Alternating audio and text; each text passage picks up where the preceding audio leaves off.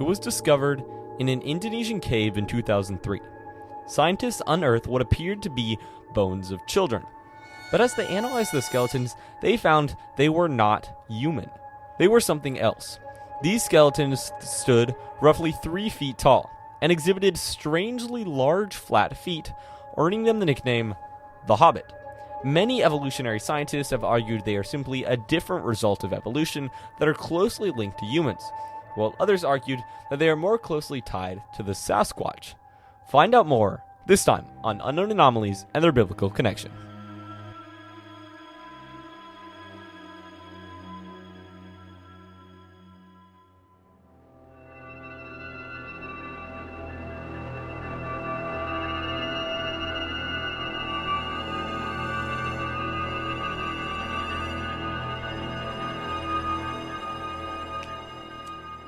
Howdy, howdy, howdy. What's up? That is so cringy. Howdy. What's up? Howdy, hi. All the things that the kids say these days. Howdy's an old thing. What do the kids say these days? 6'7". Yeah. 6'7". Riz. Hello. Welcome back to UBAC, as we determined. UABC. Unknown Anomalies and their biblical connections. Without the antha. Anyways, welcome back. Today we're going to be talking about the Hobbit and how he's real. Sam is going to be taking the lead with this episode because I have not, in fact, read Lord of the Rings. And we're not going to restart this. We're just going to roll with the cringe. But, dude, you have me, like, in the edge of the screen. So, while he is fixing that camera, we're going to be talking about the Sumatran version of Bigfoot. Ooh, so, Bigfoot. James, is Bigfoot real? Yes. All right. Bigfoot is real, and he is not just a bird. Yeah. So, watch my YouTube video for more on Scissortail Studios. It's called The Boys Hunt for Bigfoot, and it's beautiful. All and caps. I'm Australian. All caps. All caps. 1 exclamation mark. Have you considered adding more than 1 exclamation mark for your videos? I should do 17. 17. The Boys Hunt for Bigfoot. Yeah. So, you had a question to get us started. Hit it, James. Didn't think about that. I hit it. You hit it. Whose feet are hairier? Yours or Bigfoot? That would be Bigfoot. What are the But it's hairiest close. feet that you have ever seen? Hairiest feet I've ever seen. Probably Diggity. No, I don't know. y'all don't know who Diggity is. We'll have him on the podcast sometime, though. He's, if y'all watch the Boys Hunt for Bigfoot, Yeah, he's in it. it's the tall, skinny guy by the name of Nathaniel. But if he comes on the podcast, we will only refer to him as Diggity. Diggity. All right. So, James, a question for you. You are in the process of looking for a job. Is that right? I am in fact unemployed. You told me a funny story about you thinking you had found a job and then you hadn't. Would you like to share that with our audience? Yes, because I am angry and I'm going to sue. No, I'm not, but dang it. There's something wrong with your tripod. Hold on. I'll be right back. All right. While he's fixing that, you can all wonder what he's talking about with because I know you listeners love Are you calling our listeners fat? No, I'm just kidding. I know most of our listeners are like seed oil conscious Americans or non-Americans. I don't know where y'all from. If you're not American and you're listening to this podcast, I don't care. Leave. I'm kidding. Thank you guys. No, I'm kidding. I'm kidding. Stay subscribed. I'm so definitely kidding. All right, James. Or Jim. I think you wanted me to call you Jim one time per episode. You guys call me Jim. He gets to call me James because he's known me like 9 years. And by 9, I mean like 13 out of the 14 years I've been alive. Anyways. So, I was looking for a job. In the requirements list, it has no high school diploma or anything. And for reference, I am 14. And And I'm looking for this job, and not in requirements. After I read everything, it says you must be 16. Can you believe that? Now let's get on topic before people start leaving. All right. So you guys now know the grievance of trying to find a job at 13. Just kidding. So the Sumatran version of Bigfoot found in Indonesia. I know you guys are wondering what this is, and so we're going to dive in today. But first of all, James, have you heard of the orang pendek? No. No? All right. Well, we're going to talk about the orang pendek. But first, we're going to start with part 1, the discovery. So, it was, as I previously mentioned in our cold open, found in an Indonesian cave in 2003. This comes from a series of scientists, Holly Chetan Welsh and Lisa Hendry. Wait, real quick. Yeah. Say it like dramatically and stuff so we can make it like the cold open, but like in the middle of the show where we add sound effects and stuff. So like the room temperature middle. All right. This is for the Natural History Museum. Quote, Homo floresiensis was discovered in 2003 on an expedition led by archaeologist Mike Morwood. In continuing evacuations, the team uncovered more than 100 Homo floresiensis fossils at Liangbao, including a partial skeleton of a female labeled Liangbao 1 or LB1.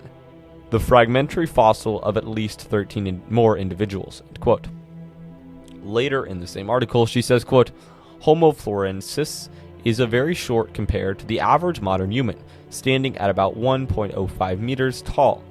This is why they earned the Homo floresiensis its nickname, the Hobbit, after the fictional group of short, human-like creatures created by author J.R.R. Tolkien, who's a great author, by the way.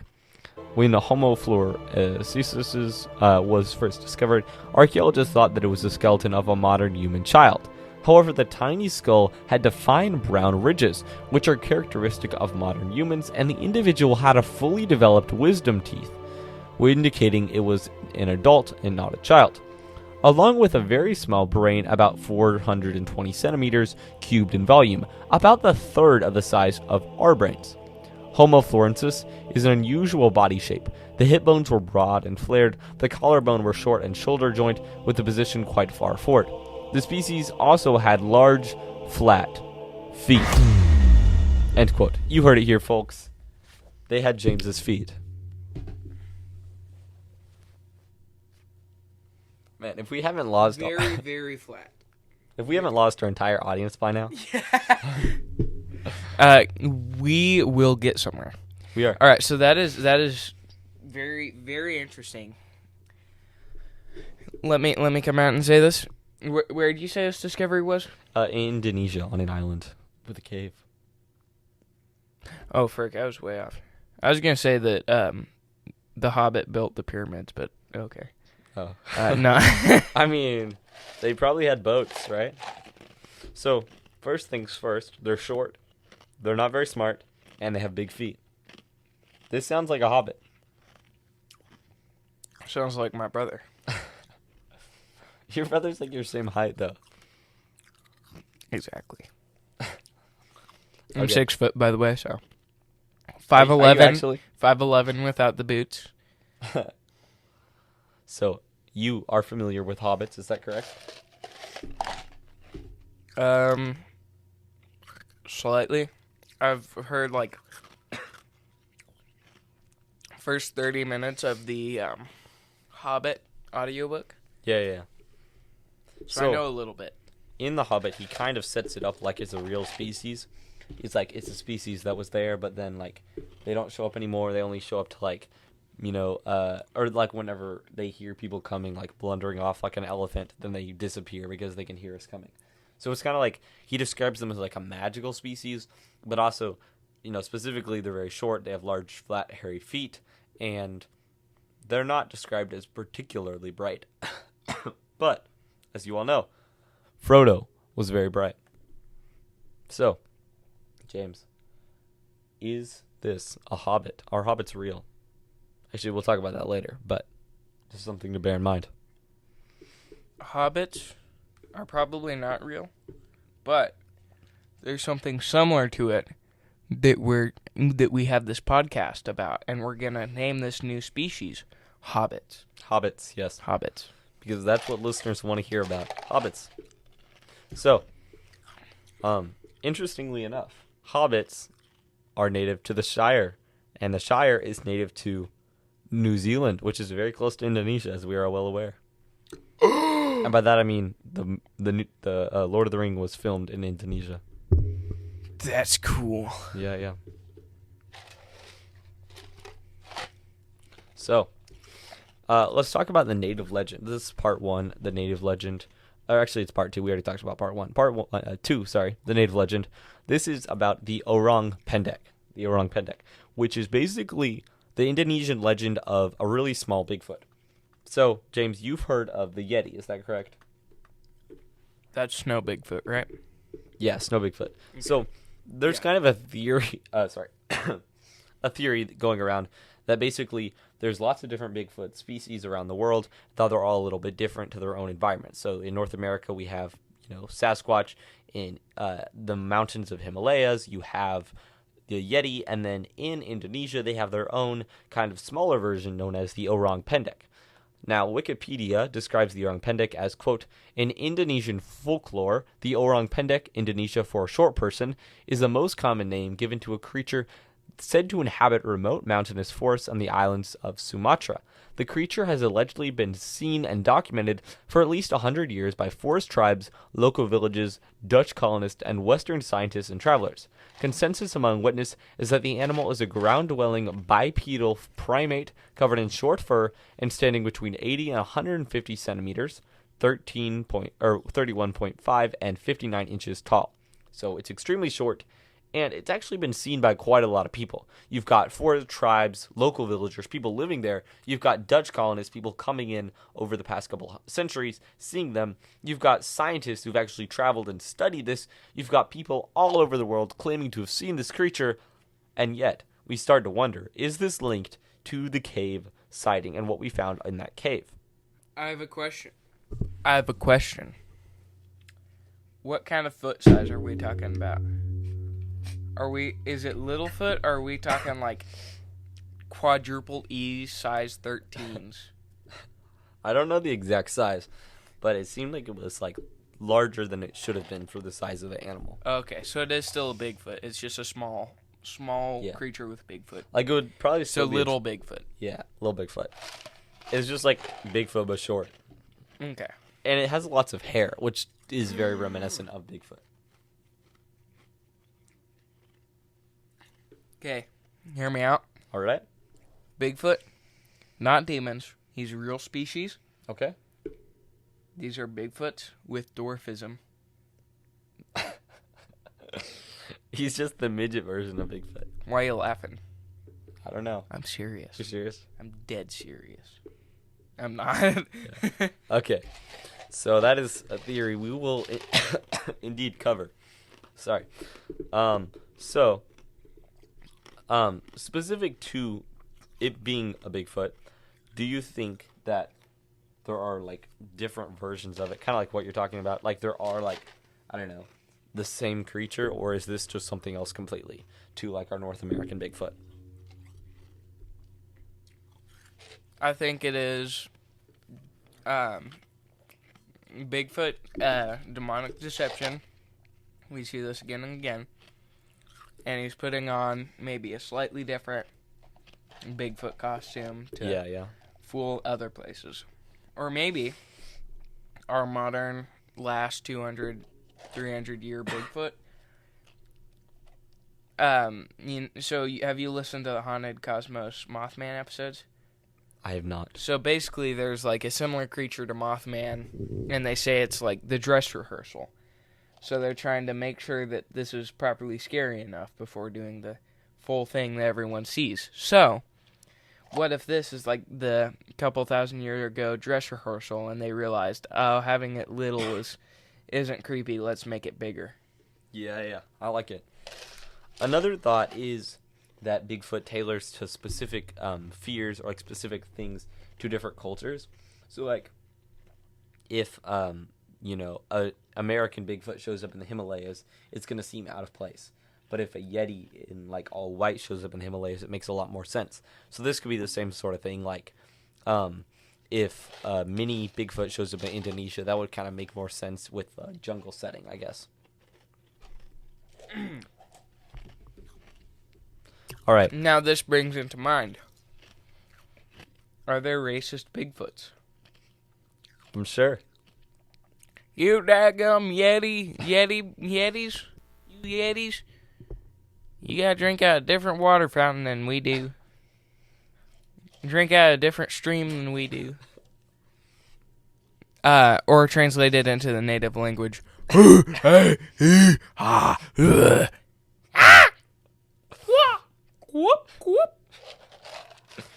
So if you're sorry.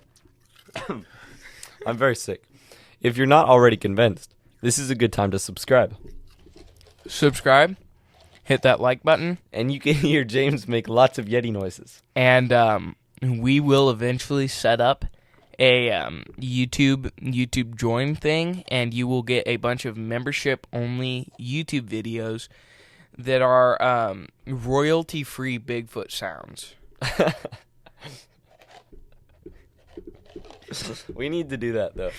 That'd be so fun. We might do that. Probably not. Okay, so now let's talk about the Dutch settler sightings. This is going to be part 3. Are you familiar with the Dutch sightings?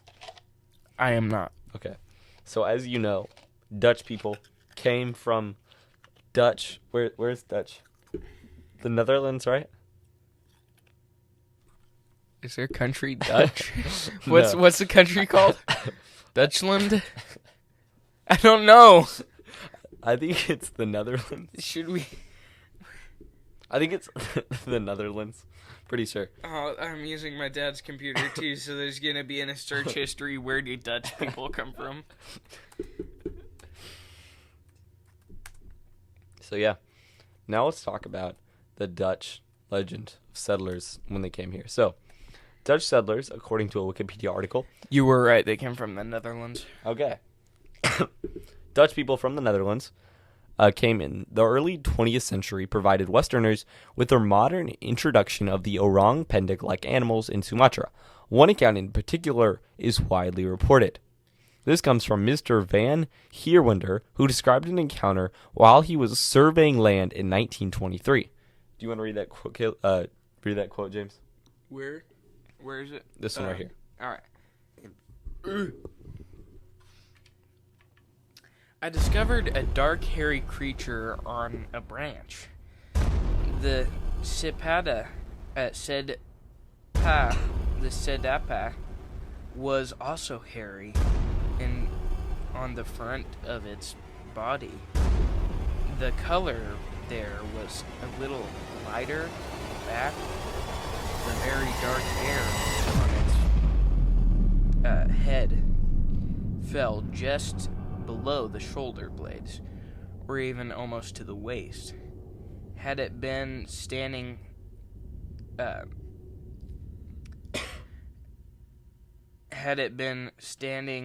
on its arms, would have reached to a little above its knees.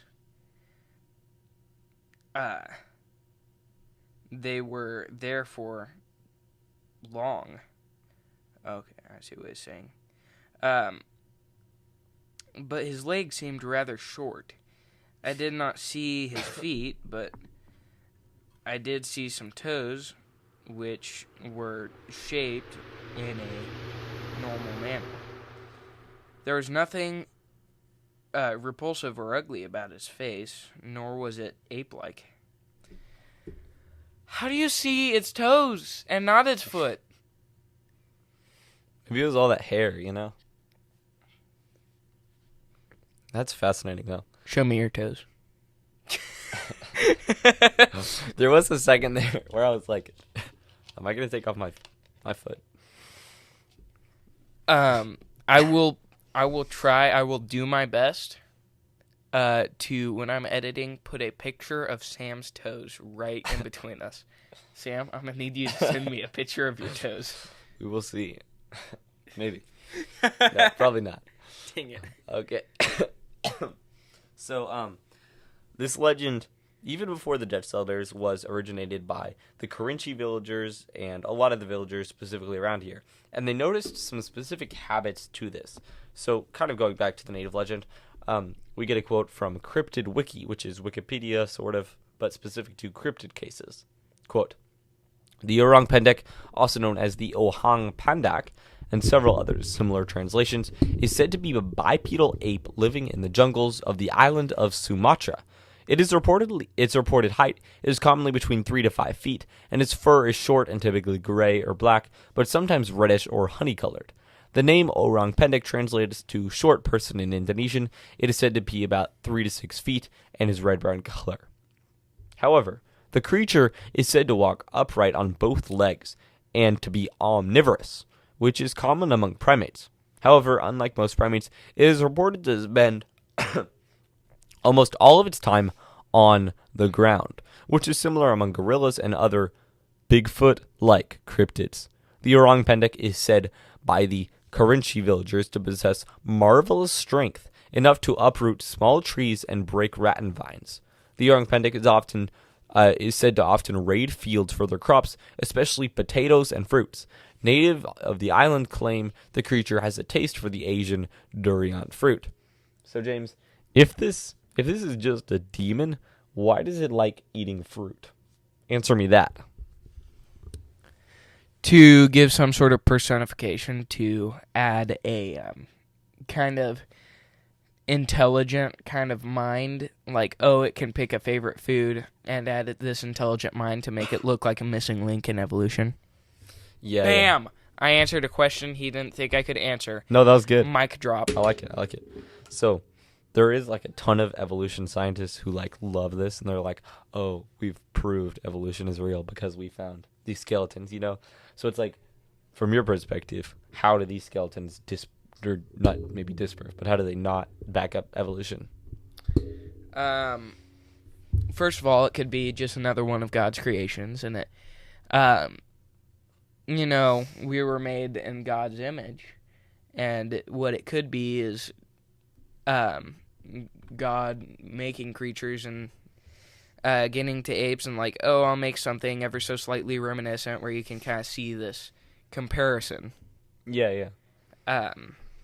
So it's not quite like in his image, but it's like here's this little like nod to like these bipedal creatures. So like gorillas and big feet alike. These bipedal creatures that they're pretty smart and they're kind of similar, but they're not like anywhere near humans. Yeah, I like it. That's a good point. And then it could be demons. But the thing with demons is, like, I bet we have the skeletons in a museum somewhere. Yeah. Or an archive lab. They have them. In a museum? I'm not sure where, but they do. Pull up a picture. Are there pictures? Yes, we do. We have pictures, which will be hopefully on your screen. So that's the cave, if you're seeing that. Ooh. And that is pretty. The skeleton. Very short. You just gotta see the feet in that picture, although the bones do look a little broken. It does have some very hand-like feet. Yeah.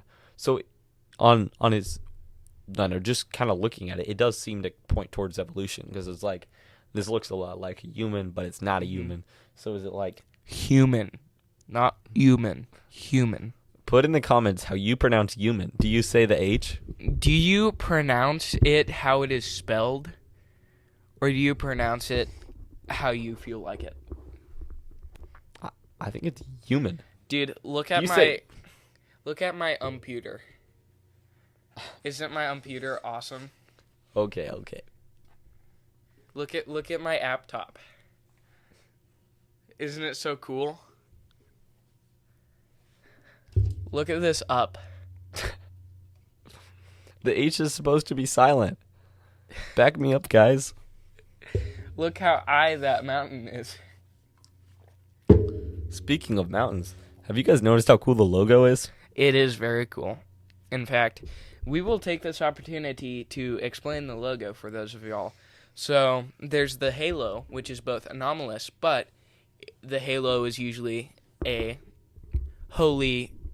description of like holy things. It came from the Catholic cathedrals to kind of signify that, like, oh, this is Jesus or someone in the bloodline. And but it's kind of associated with holy things, so it's heaven, and then there's the mountain, which is our world, and then there's the shadows creeping along, and those are hell, and so there's hell, heaven, and our world in between. Yeah, it's a good idea. And effects of both of them. And you can read all about it on our website. So if you haven't already gone there. Are you adding a description of the logo? Yeah, it is on our website, yeah. So if you haven't already, click on the link in the description, go to the website, check out some of the stories behind what we do, and I don't know, stay in touch. Also, if you have a story, then send it to us in our email, which is unknownanomalies.podcast@gmail.com. And we may eventually set up some sort of like call-in system. Yeah. At some point, we'll have like a live Q&A or something like that. Hopefully. Yeah, hopefully. So let's go ahead and move on to the next part, which is going to be the expedition, part 4. Are you aware that there's been an expedition to find the so-called Hobbits? Expedition Hobbit? Expedition Hobbit. Is it a TV show?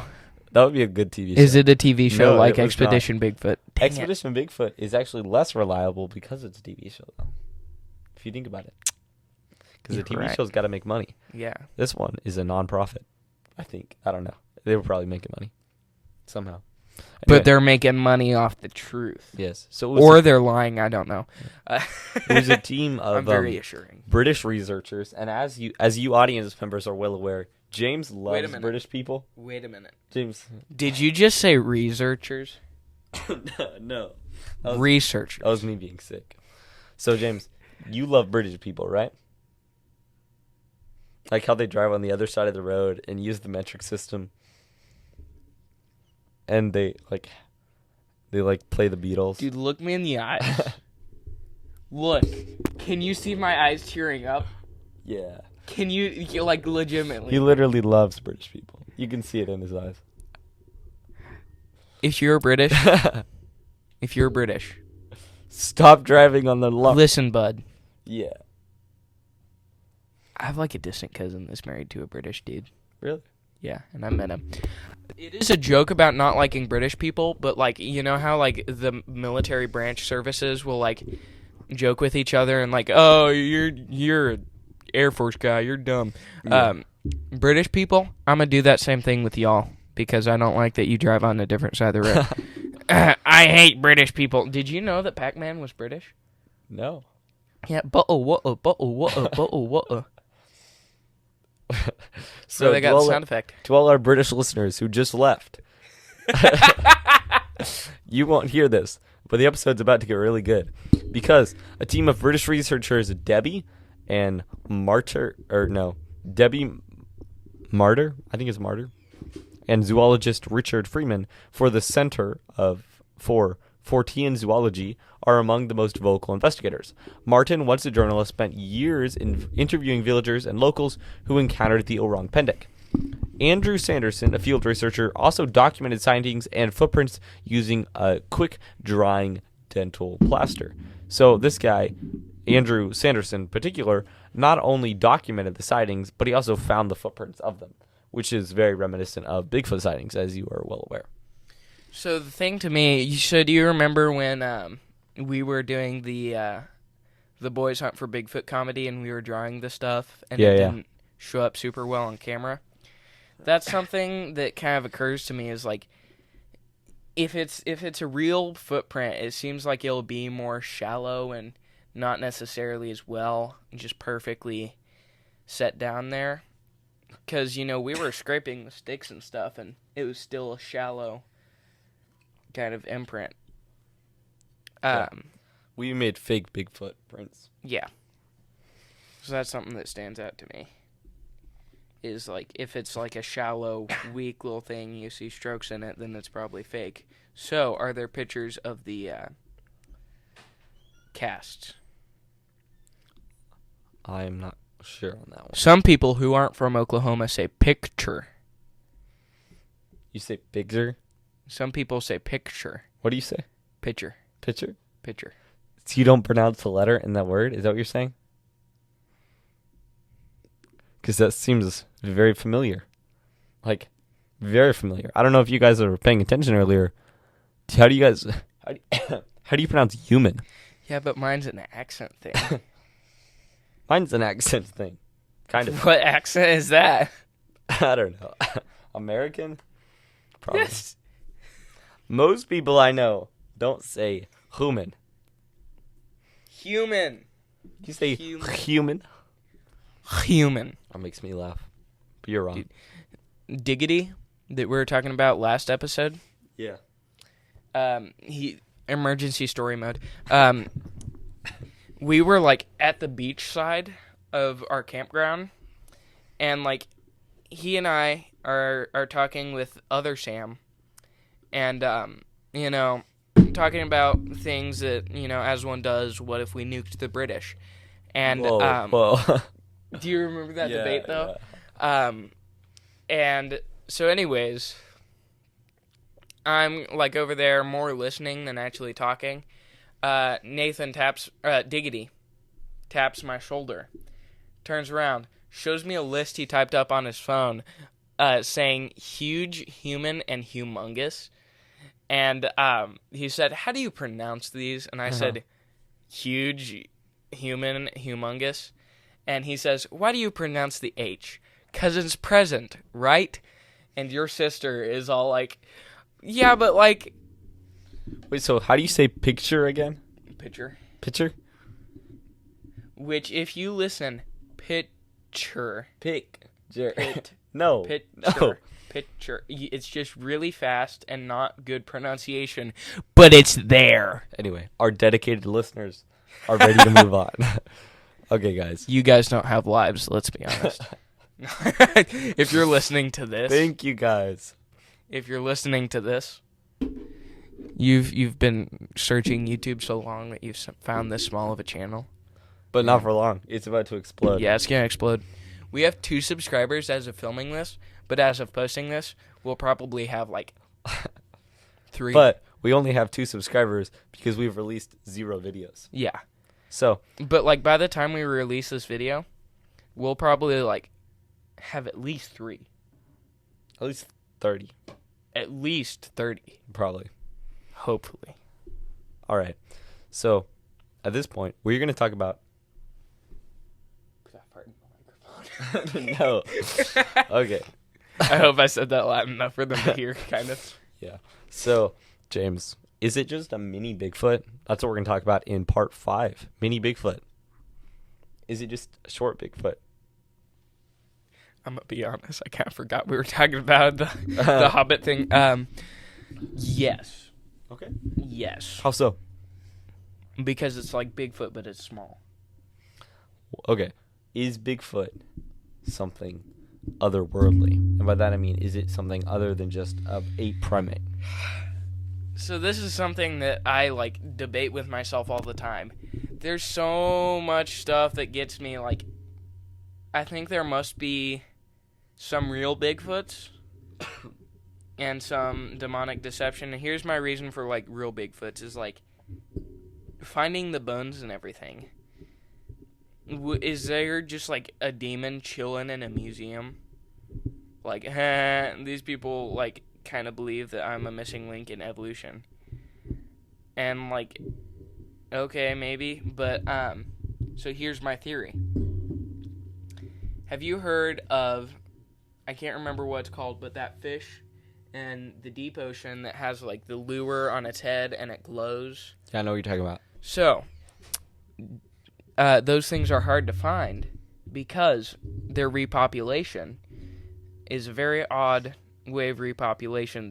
These little males are very small, and they have to search a long ways, and most of them die before they find a female. But when they do find a female, they just sort of like attach to it and then die and become a part of it, and that's how the seed is planted. So, if Big Feet have like some obscure, and this is the thing, the Patterson Gimlin film, that's a female Bigfoot. Yeah, it is. That's why her name is Patty. And so, if all the Bigfoots are females, And the male Bigfoots all of them are just like, these are the mini Bigfoots are the male ones. No. Okay.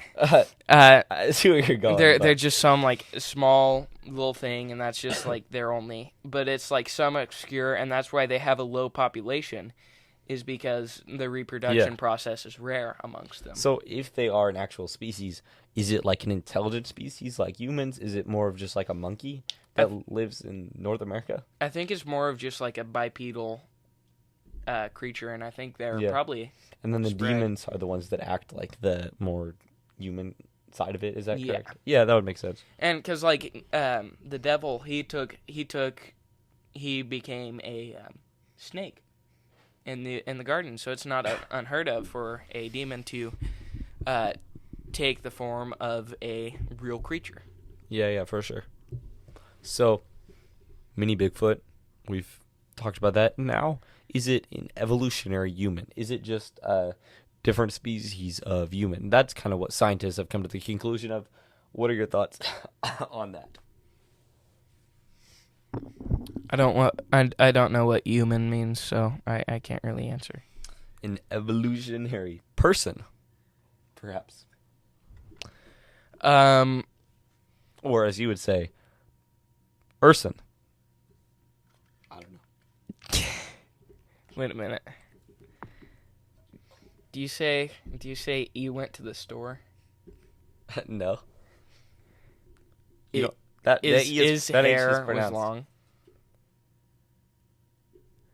Well, if the screen just went black, that's because both the cameras turned off, and we don't know why. Leave the audio rolling. All right, James, go ahead and keep talking to the audience. All right. So, what happened? I don't know. I'm going to keep going. What was the question? Is it evolution? It is not evolution. Evolution is fake. Made up by atheists. Now we'll take this opportunity to give you a quick preview of what the website looks like, because we don't expect you busy people to just watch a black screen. For those of you in the podcast, I will keep listening, keep speaking. What's something I can read here? The native legend. We already read that. Frick. Talk about what you think it is. So, this one I'm kind of leaning towards real animal. Okay. Due to the fact that there's the bones and everything. And, I think that's the primary reason, because I doubt there's just like a demon chilling in the woods or in a museum. Is that camera rolling? It is rolling. We're good. All right. Sorry for you guys who had to like sit and watch our website tour. I need to resync the video. How cool is that? We have a clapper. Yeah, we have a clapper. Do it one more time for the people watching. Yeah, that's so cool. Okay, that's probably enough syncing. All right. So now that we are back, we are done with the evolutionary human. It's obviously not just a missing link. It's which kind of ties in with the next part, which is it a hobbit? And for this part, my sister had some insight. You know my sister, right? Which one? Oh, you have 3 of them. the like younger one. Okay, I'm gonna bleep out that name though. Okay. Did that just shut off again? Sorry, guys. I will be right back. James, yeah. keep talking about whether it is, in fact, simply a hobbit. So, my thought is, because the hobbit isn't real, it is a fictional creature, it probably isn't the hobbit, unless it is demons, and demons wanted people to get the wrong idea out of this good Christian writings. So they decided to kind of copy off of it. I don't actually believe this, by the way. And do we have both camera angles back up? Yes, we do. But we need to wrap up. All right. I'm going to resync. I don't know where I was going even, and I didn't really believe that. I was just making conversation. So, if you guys are like, what is happening with this episode? Why are they coughing so much? Why are they having to resync the cameras all the time? Just know, this is just season 1, so stay tuned for more because the episodes are only getting better from here. Dude, I'm 14. He's like, I don't know how old he is, but he's older than me. Yeah. But we're still like kids. Don't expect us to be like really good, but like know that we're really good. We are so good, guys. We're really good, but like we're not like we're really good, but we're not like professional. Like we have to like start at 8:28 in like or 8:30 at 0.1 milliseconds, and we have to have this exact software and this setup. Anyways, we're getting off topic. So, thank you guys for listening. Like, we really appreciate it. Is that? Are we to our? We're in the last point, the concluding analysis. So what did your sister have to say? She wanted me to say that she had come up with the next big slogan. Like, people are like 6'7", 6'7", it's just a bird, famous things like that. Yeah, she said that she had come up with a new one that kind of related to our episode. She wanted us to say Middle Earth Madness, which is really just copying 6'7", but she wanted me to say it on the podcast because she thought it was funny.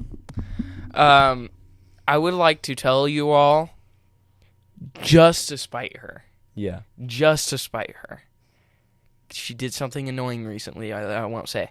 But just to spite her, don't let that catch on. Yeah, don't. Don't. But I will say it one more time in case you didn't catch it. Middle Earth Madness. You can say it in whichever voice you'd like. Middle Earth Madness. Because that is the Hobbit. It is mad. So, we've figured out that there is something in the forest of Indonesia that maybe it is a mini Bigfoot, most likely, and that ultimately we know that at the end of the day, we don't have to fear the unknown. Tell them, James. And start fearing God. All right. Thank you guys for tuning in, and we'll see you next time. And, our final message for those of you who aren't saved is come to know Christ and find your eternal home. And if you think that it's all just some fake stuff, just read the Bible, and it won't do you any harm. And if you decide not to believe, then we do think that is a sincere mistake, but it does not hurt you to read the Bible and, use the reason that you could read a book that you don't necessarily believe in or, possibly spend your eternity in hell. You only live once, but you could live forever. We'll see you guys. See you later on another episode of UABC.